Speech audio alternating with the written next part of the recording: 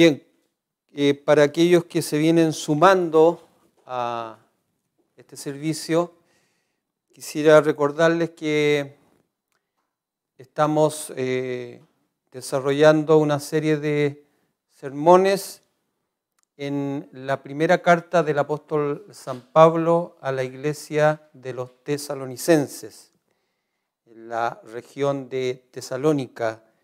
El domingo pasado nuestro pastor comenzó este libro en el capítulo 1 y nos comentaba algunas generalidades como para poder tener un mejor contexto, una mejor apreciación de lo que es esta carta escrita por el apóstol Pablo. Nos enseñaba que la ciudad de Tesalónica era una ciudad que pertenecía a Grecia, ubicada en la provincia de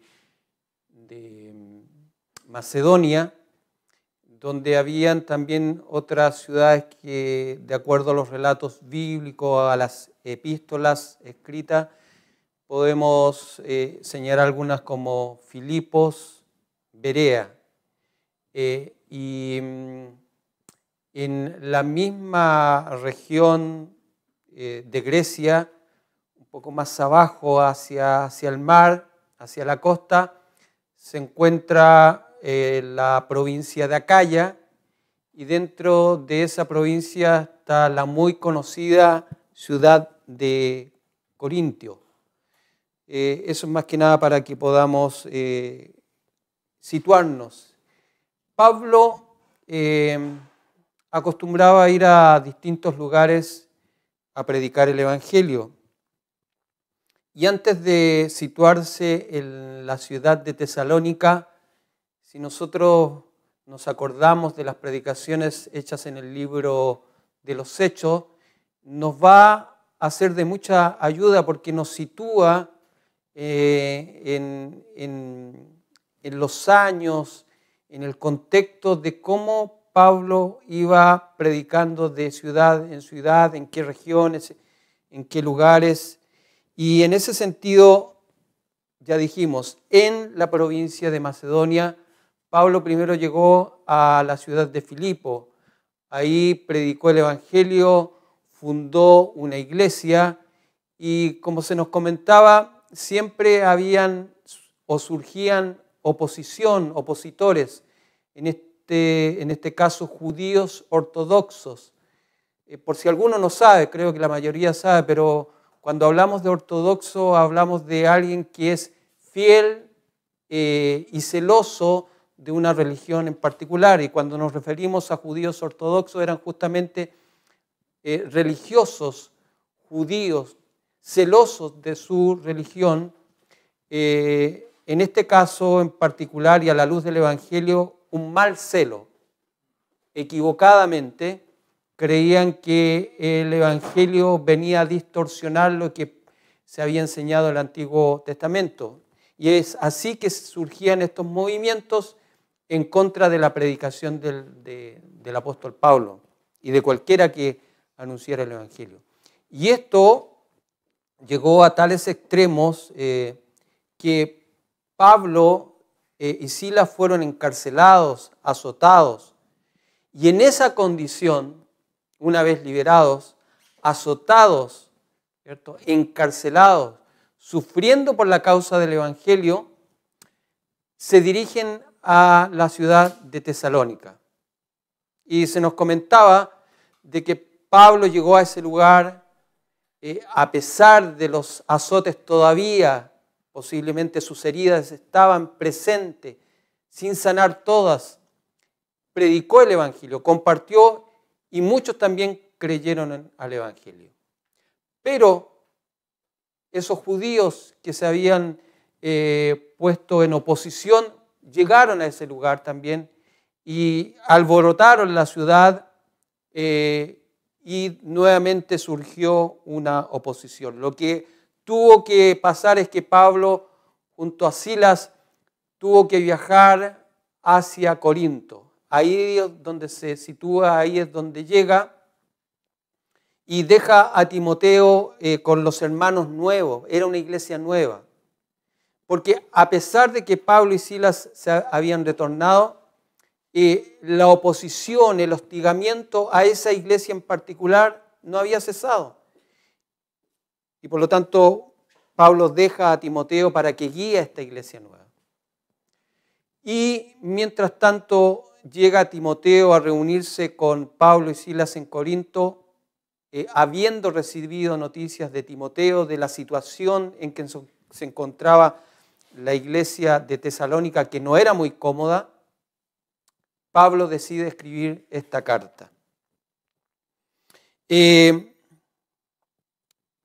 Quisiera rescatar algunos puntos de la predicación anterior. En el primer capítulo, Pablo alaba y resalta la fidelidad, la madurez y el crecimiento, la actitud positiva en medio de la dificultad, en medio de la oposición. Pablo alaba a la iglesia de Tesalónica. Y toda esta carta también, como se nos comentaba, tiene en perspectiva aclarar la venida y la segunda venida de Cristo. Y por lo tanto, en ese sentido, Pablo también escribe y habla a la iglesia de Corinto. Lo que se nos enseñó, algunos puntos, no todos, pero algunos puntos a rescatar importantes del mensaje anterior fueron que es importante entender cuando se nos habla, se nos llama a recibir la gracia y la paz del Señor.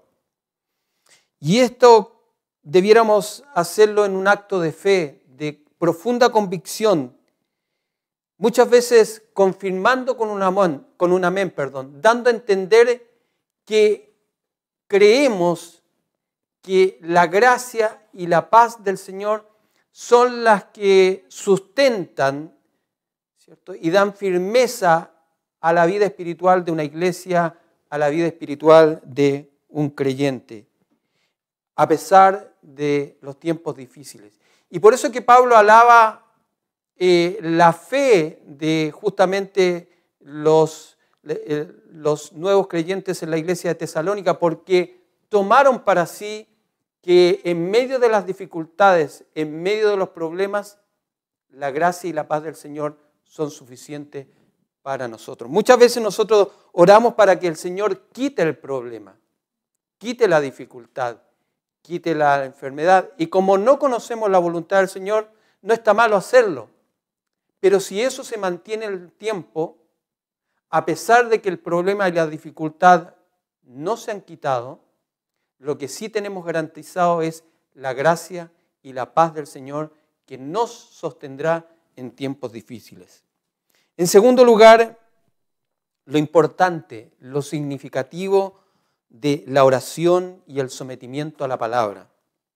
No solo debemos orar por nosotros y nuestras necesidades particulares, sino que siempre tenemos que tener en la mira que pertenecemos a una comunidad, somos parte de una iglesia, tenemos una misión y por lo tanto en ese sentido nuestra oración debe ser por la iglesia, por nuestros hermanos, por su crecimiento, por su madurez.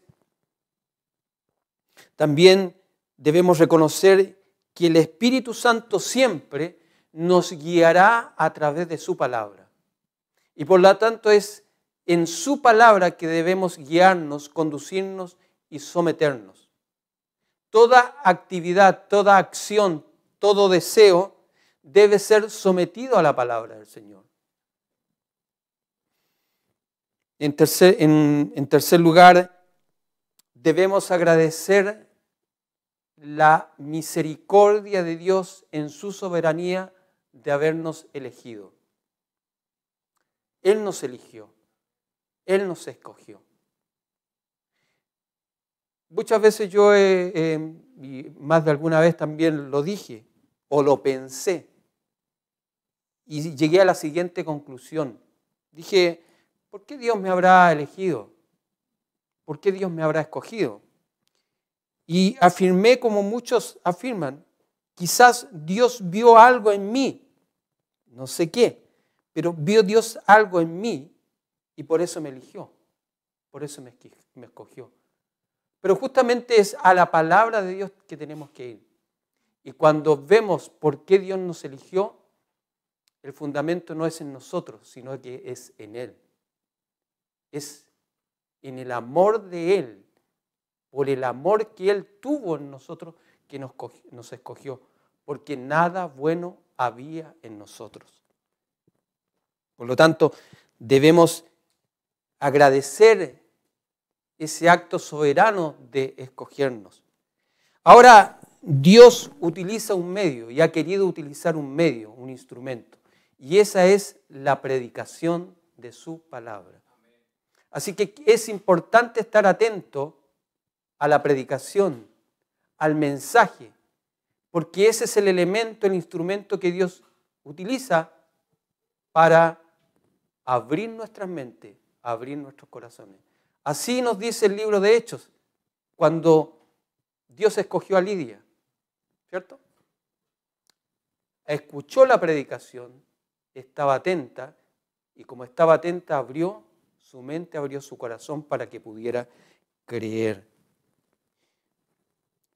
También la misión de una iglesia, de una congregación de los creyentes, es que podamos compartir el Evangelio. Y para esto debemos utilizar todo lo que Dios nos pone como medio para alcanzar a los que no conocen todavía el Evangelio. Se pueden cerrar algunas puertas, pero debemos orar al Señor para que nos dé luz. ¿Qué puertas se pueden abrir? Estamos en una época de pandemia en donde no nos podemos reunir como iglesia, como congregación. Nuestros templos están cerrados. Pero el Señor no nos mandó a quedarnos de brazos cruzados, sino que si nos ha colocado medios en nuestras manos es para que nosotros, conforme a la administración, como un buen mayordomo, utilicemos los medios que el Señor nos ha dado. Y en esta hora, por eso que nos alegramos de que usted pueda compartir con nosotros este servicio, porque por el momento no nos podemos juntar, pero Dios nos ha abierto este tiempo, esta instancia, estos medios, para seguir compartiendo y escuchando la palabra del Señor. Y todo esto, Pablo lo escribe y lo comparte siempre a la luz de que Cristo va a volver, de que Él va a regresar.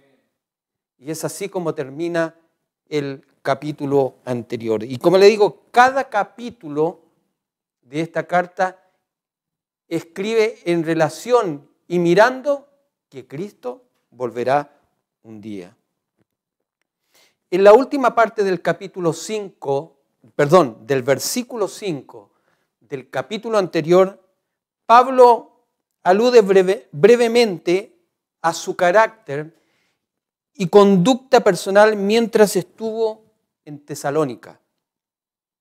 Ahora, en este capítulo 2, hará un repaso más profundo de lo que es su ministerio, su mensaje y su estilo de vida. Recuerde que Pablo tuvo que salir de Tesalónica porque se levantaron algunos que lo acusaban de que sus intenciones no eran honestas, de que perseguía otras cosas, de que no era sincero con los hermanos de Tesalónica. Por lo tanto, en este capítulo Pablo va a defender su ministerio. No tanto por su persona, sino por el contenido del Evangelio. Por lo tanto, en el capítulo 1, Pablo describe a la iglesia de Tesalónica como un ejemplo ideal de una iglesia que crece y que madura. Y en el capítulo 2 nos va a mostrar un cuadro del carácter ideal de aquel que es pastor o siervo, ¿cierto? O cualquier creyente, de un siervo fiel, un mayordomo fiel, que se mantiene fiel en su llamado y ministerio, que sirve como ejemplo a imitar para todo ministro, anciano, en definitiva a cualquier creyente. En el capítulo 1 explicó cómo el Evangelio llegó a Tesalónica. Ahora nos va a enseñar cómo fue su ministerio con estos nuevos creyentes. Pablo nos va a enseñar en este capítulo que lo que enseñamos, lo que predicamos, debe ser un reflejo permanente de nuestra conducta, de lo que somos. Pablo en este capítulo 2 nos va a dar 4 descripciones de cómo un ministro, de cómo un pastor sirve a una iglesia o debiera servir a una iglesia. ¿Qué características debe tener en cuanto al carácter? ¿Qué características de su personalidad, de su carácter se deben reflejar? Y cómo esto debe impactar también a la iglesia que ministra, que enseña. Mientras estuvo con ellos, se comportó y les sirvió de la siguiente manera. Primero, fue un obrero leal. Eso lo vemos de los versículos 1 al 6. Se comportó con esta iglesia nueva, con estos nuevos creyentes, como una madre tierna y cariñosa. Los versículos 7 y 8. Se comportó y ministró a esta nueva iglesia como un padre responsable.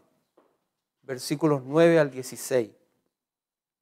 Y también fue para ellos como un hermano cariñoso, como aquel hermano primogénito, como aquel hermano mayor que se preocupa y se ocupa de sus hermanos más pequeños. Versículos 17 al terminar.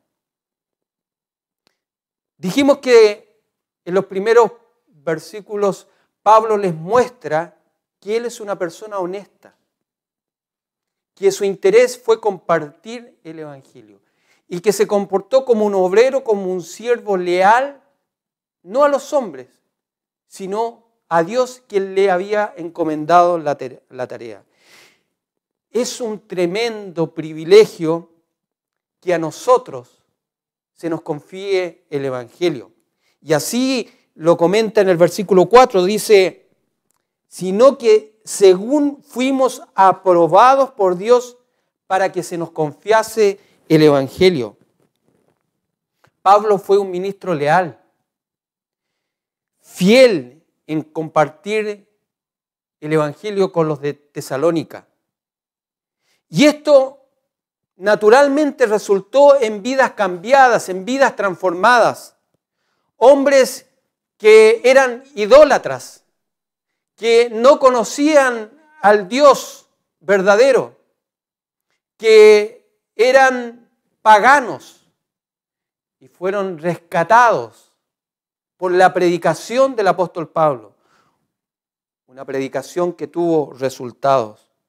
Es por eso que nos dice en el versículo 1 que su predicación no resultó en vana. Y les dice, porque vosotros mismos sabéis. O sea, ustedes pueden comprobarlo. Ustedes me vieron. Mi conducta. Mi forma de proceder entre ustedes. Lo que yo compartí con ustedes. No fue otra cosa que el evangelio de nuestro Señor Jesucristo. Y por lo tanto, mi visita no resultó en vano.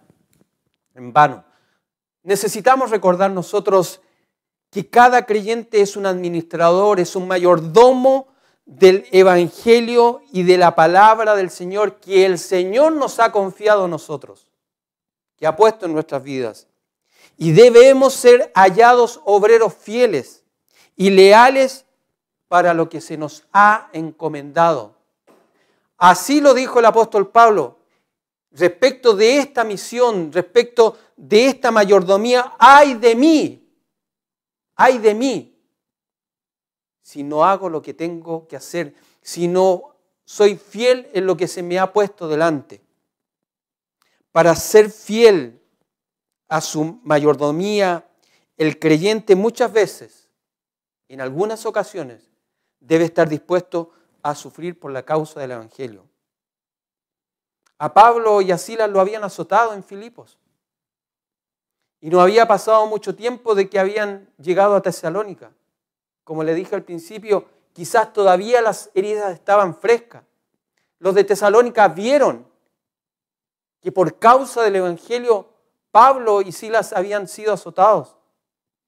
Un hombre que quiere engañar, un hombre que quiere mentir, un hombre que no es honesto, cuando sufre de este tipo de situaciones, renuncia, huye. ¿Cómo voy a estar sufriendo por algo que no es verdad, por una mentira, por una ilusión? Pero esto era prueba de que lo que Pablo enseñaba, de lo que Pablo predicaba, era verdad. Estaba dispuesto incluso a sufrir por la causa del Evangelio. ¿Cuál es la característica también de un ministro fiel, de un obrero leal a Dios? Bueno, un ministro fiel también se ocupará de entregar el mensaje tal como lo enseña la Escritura, tal como lo enseña la palabra del Señor. También un ministro del Evangelio, como buen administrador, debe ser leal a Dios y no necesariamente a los hombres. Versículo 4. Más de alguien se puede ver tentado a comprometer el mensaje para ganar amigos, para no tener problemas, para no tener dificultades. Pero Dios no puede bendecir a aquel obrero cuyo mensaje y ministerio no están acorde con su palabra, no están acorde con su evangelio. Pablo no lo hizo así. Pablo prefirió sufrir, pero entregar la verdad del evangelio. El versículo 5 nos dice que Pablo no recurría a lisonjear con una adulación falsa e hipócrita a las personas para obtener ganancia personal. Él no lo iba a hacer. Ahora eso no significa, porque muchos evitan también y se van al otro extremo y no reconocen el trabajo, la labor, las capacidades de otros. Pero no es eso lo que Pablo está enseñando. De hecho, en el primer capítulo alaba la fidelidad, la madurez, el crecimiento de los nuevos creyentes en Tesalónica. Pero lo que Pablo está diciendo es que él no va a comprometer nunca el evangelio con adulaciones falsas, con tal de no tener problemas. En ese sentido, él prefiere tener enemigos, pero hablar siempre la verdad del evangelio. El punto aquí que Pablo nos quiere compartir es que el ministerio principal, el ministerio más significativo de un creyente en términos generales, pero especialmente de un ministro del Señor, de un pastor, es el ministerio de carácter. ¿Qué quiere decir esto? Que el énfasis de un predicador, de un enseñador, de un pastor, está en lo que es, en su carácter, en lo que muestra. La mayor parte de las actividades, de las profesiones, de las vocaciones, no es necesario muchas veces ni es requisito el carácter para conseguir los logros, para ser exitoso, para ser reconocido para otros. ¿Cuántas veces hemos visto deportistas famosos lograr lo que han querido en su vocación, en su profesión, en su deporte, ganando títulos, ganando medallas, pero en su vida privada dejan harto que desear? Pero nosotros que somos fanáticos de ellos decimos, no me interesa su vida personal, con tal que logre lo que tiene que lograr. Así también con los artistas. ¿Cuántos actores, cantantes viven su vida sin importarles lo que puedan pensar de ellos? No siendo muy buenos ejemplos, pero son famosos. Pero aquí es distinto. En el Evangelio es distinto. No cualquiera puede ser ministro del Señor. No cualquiera puede ser un maestro si no reúne las condiciones que exige la palabra del Señor. Y en ese sentido debe mostrar un carácter acorde a lo que fue Cristo en la tierra. Debemos ser imagen de Cristo. Debemos reflejar el carácter y la naturaleza de Cristo. Como muchas veces decimos, no de manera perfecta, pero sí de manera sincera. En segundo lugar, el ministerio, el apostolado de Pablo con estos nuevos creyentes dice que fue como una nodriza. Versículo 7. Antes fuimos tiernos entre vosotros, como la nodriza que cuida con ternura a sus propios hijos. Quizás para algunos resulta un poco extraño que Pablo se compare en este versículo con una nodriza que cuida con ternura. Una nodriza es una mujer, en la antigüedad, hoy día no se ve, pero en la antigüedad se veía mucho. Era una mujer que amamanta y cuida a un niño que no es suyo. Pablo así se presenta y así ve su ministerio con estos nuevos creyentes. No son sus hijos, son los hijos de Dios, pero él es como una nodriza que cuida a estos nuevos creyentes como si fueran sus propios hijos. Los amamanta, por así decirlo, de sus propios pechos. Los nuevos cristianos necesitan amor, necesitan alimento, necesitan mucha paciencia y cuidado cariñoso.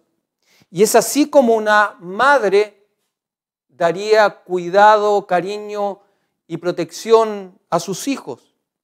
Los niños recién nacidos necesitan, en este caso, la leche de la palabra y deben pasar gradualmente al alimento sólido.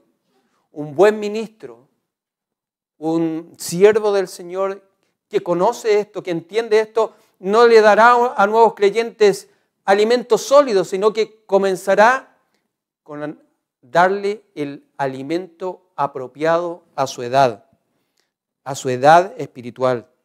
Así como en la manera en que la madre alimenta al hijo es casi tan importante como el alimento que se le da.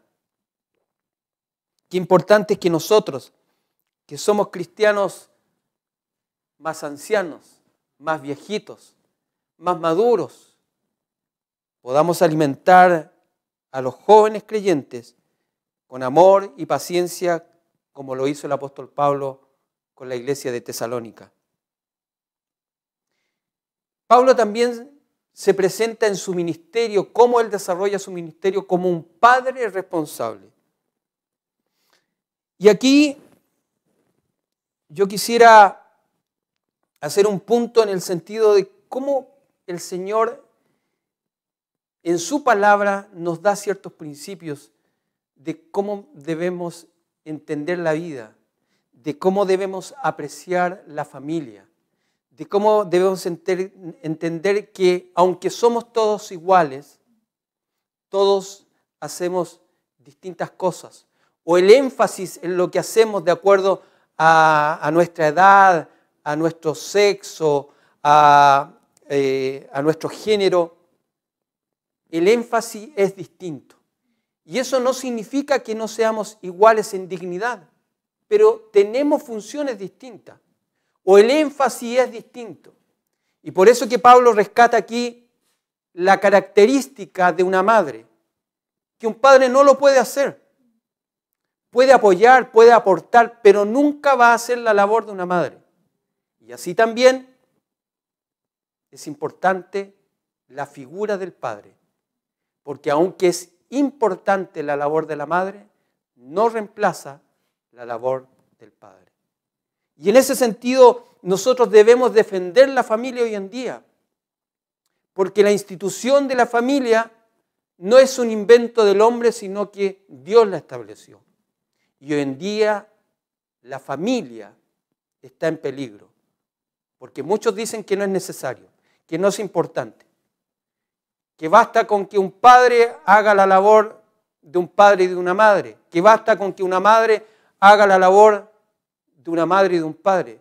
Si esa es la realidad, bueno, no hay otra cosa que hacer, pero debemos tener claro que lo que Dios estableció es la familia.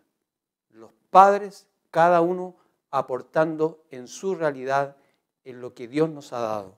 Y en ese caso, padre, mirando a la iglesia como una familia, entiende que debe estar el cariño de la madre, pero también debe estar la responsabilidad del padre. Y él actúa como un padre. Fue un padre responsable. ¿Cómo sabemos que fue un padre responsable? Versículo 9, él trabajó. Versículo 9, él predicó. Versículo 10, se comportó varonilmente y los disciplinó cuando tuvo que disciplinarlos. Y los exhortó, o sea, los animó, los consoló. Porque no solamente la labor de un padre es disciplinar, corregir, sino que es animar, consolar y guiar. Por lo tanto, un padre debe velar por su familia. Debe tener una actitud de sacrificio por su bienestar. Y así lo hizo Pablo con la iglesia, esperando que ellos se comportaran como hijos que siguen el ejemplo del Padre. Pablo podría haber reclamado sus derechos de apóstol y podría haber hecho que la iglesia de Tesalónica lo recompensara económicamente, pero él no quiso, evitó eso, sino que él se sacrificó. Él trabajó con sus manos y trabajó para su propio sustento. Evitó que la causa del Evangelio tuviera algún impedimento. Tuvo una actitud sacrificada, se esmeró, trabajó con sus propias manos para servir a la iglesia. Esa es la figura de un padre y es la que nosotros también debiéramos proyectar. Y es la labor también de un siervo, de un ministro, respecto de una iglesia. Ser un padre responsable. Uno de los deberes de los padres es exhortar, es animar, es guiar, es educar a sus hijos. Y Pablo lo había hecho. Pablo no solo les enseñó la palabra, sino que les animaba a experimentar en sus propias vidas la dependencia fiel al Señor. Pablo les animó que no solo tenían que quedarse con las experiencias particulares de las que él había vivido, sino que ellos también tenían que aprender a depender en toda época del Señor, a madurar, a crecer, a no quedarse como niños. El apóstol se alegraba, se regocijaba de cómo sus hijos espirituales recibieron la palabra de Dios. Sabía que el Espíritu de Dios obraría en sus vidas si ellos recibían la palabra y creían en ella. Y eso estaba ocurriendo en la iglesia de Tesalónica. La iglesia crecía y maduraba porque eran disciplinados en la palabra, en la oración y en la dependencia permanente del Espíritu Santo. A pesar de esto, Pablo no les escondió los peligros y las dificultades que significan ser un seguidor de Cristo. Y la iglesia de Tesalónica en poco tiempo experimentó la persecución, la oposición de lo que significa ser un seguidor del Evangelio.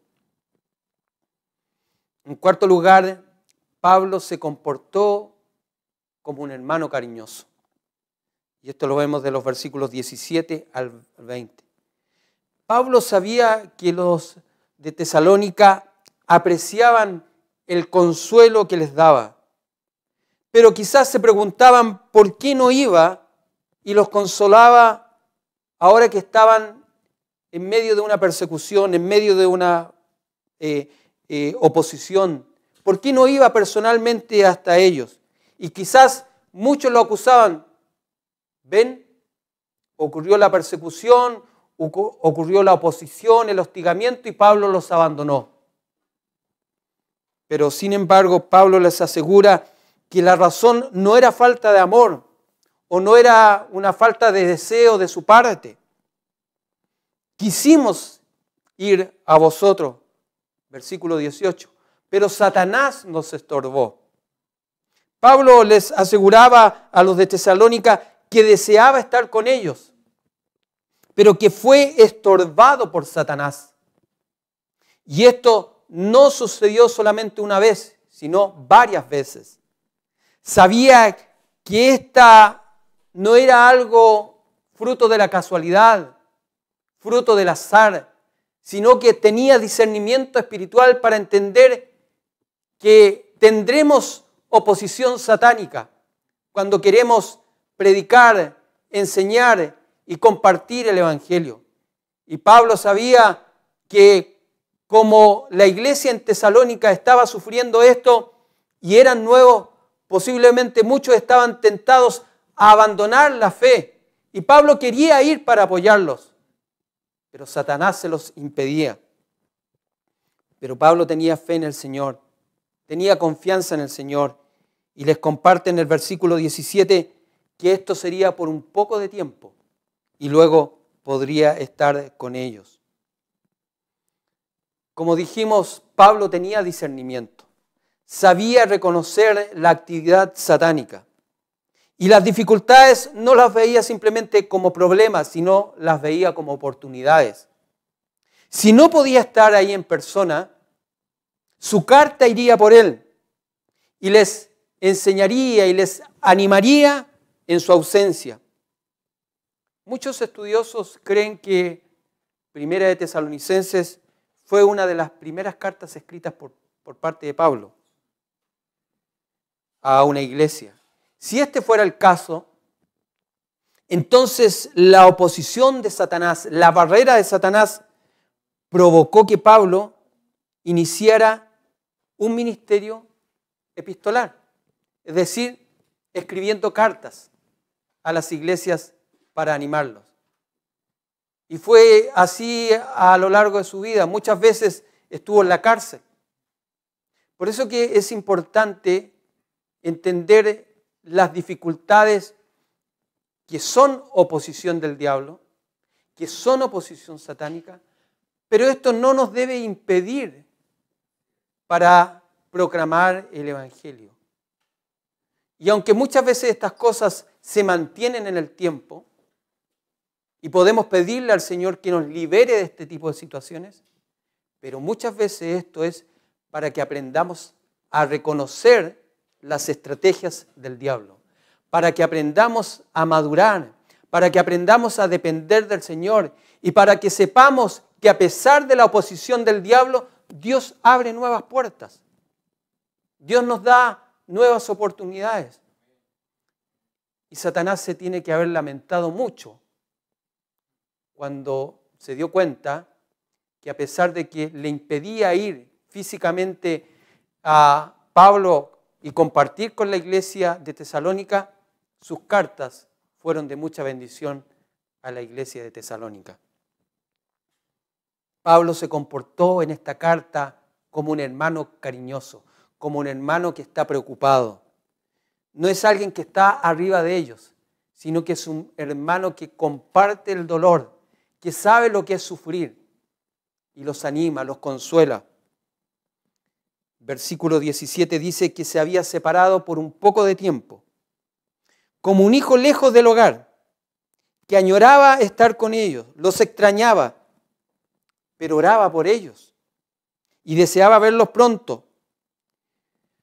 Después de todo, la vida espiritual, la vida de un creyente, mayormente no se da cuando estamos todos juntos.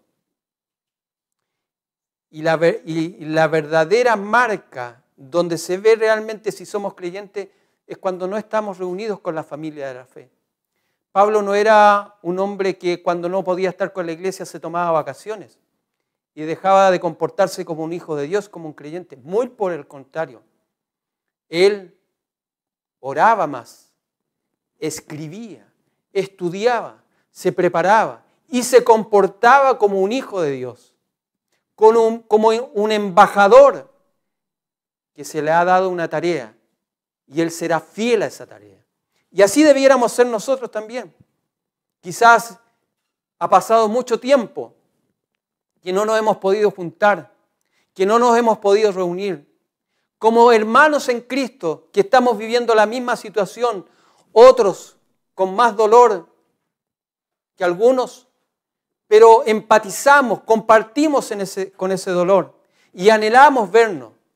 Pero ¿qué hacemos mientras tanto? ¿Cómo es nuestra vida? ¿Cómo nos conducimos?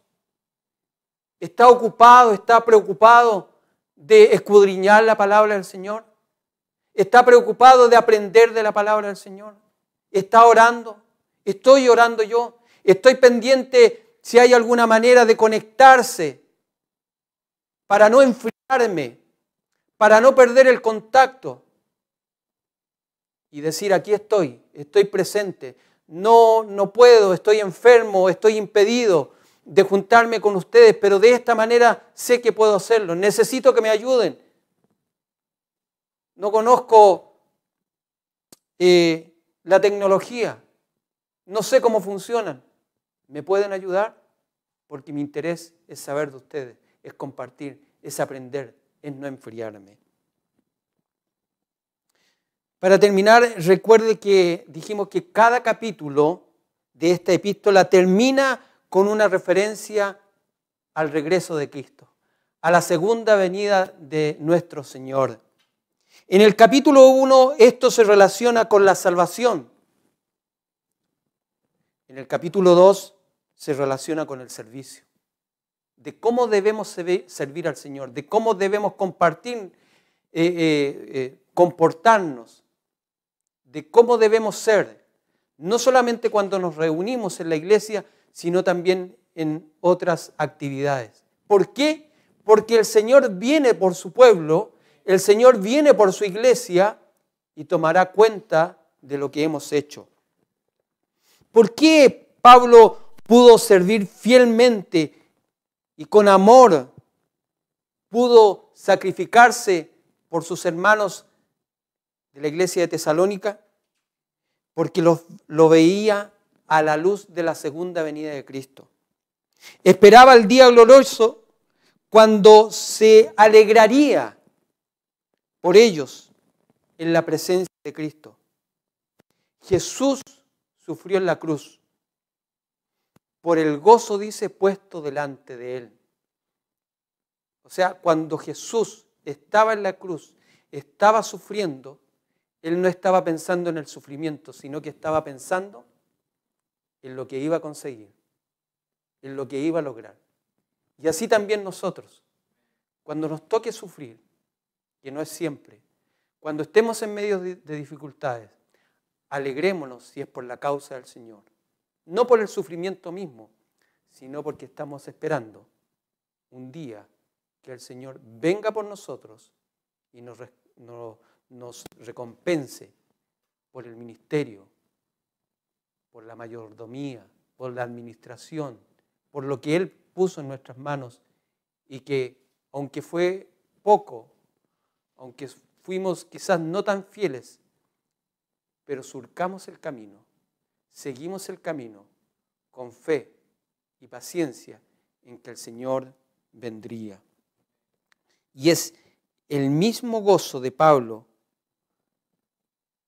que en medio de sus sufrimientos se alegraba de un día presentarse ante el Padre, presentarse ante Cristo y mostrar a estos hermanos de Tesalónica como su corona, como su gozo, como su premio.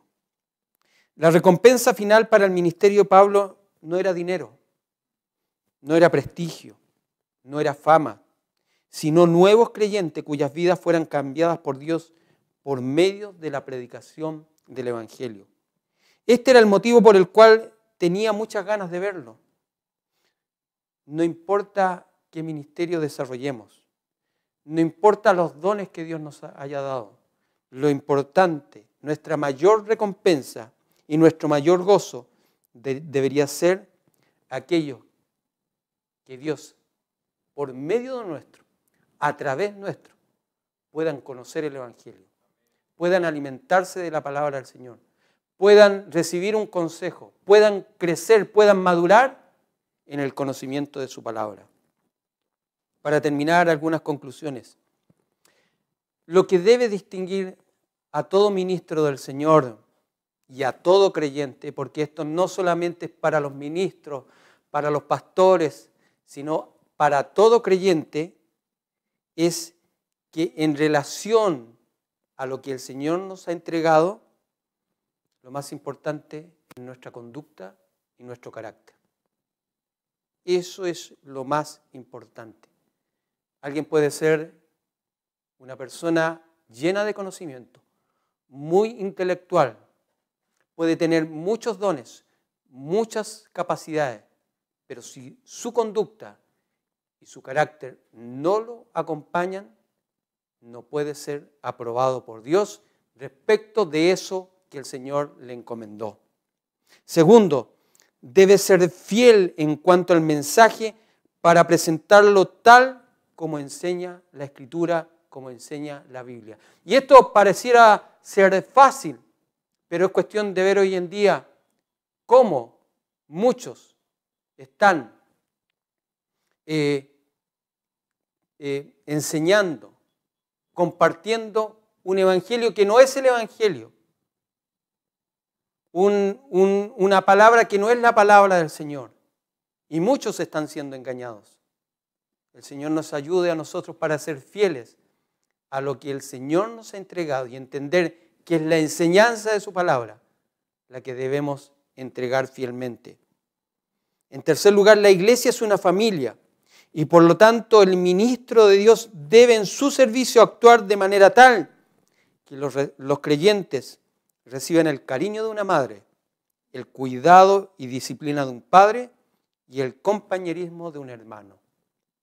Y en último lugar, nuestro servicio debe ser esperando la segunda venida de Cristo. Aquellos a quienes compartimos el evangelio quizás pudieran ser nuestros hijos en la fe. Y cuando Cristo venga, serán nuestras coronas de gloria puestas en nuestra cabeza. Que el Señor bendiga su palabra en nuestros corazones.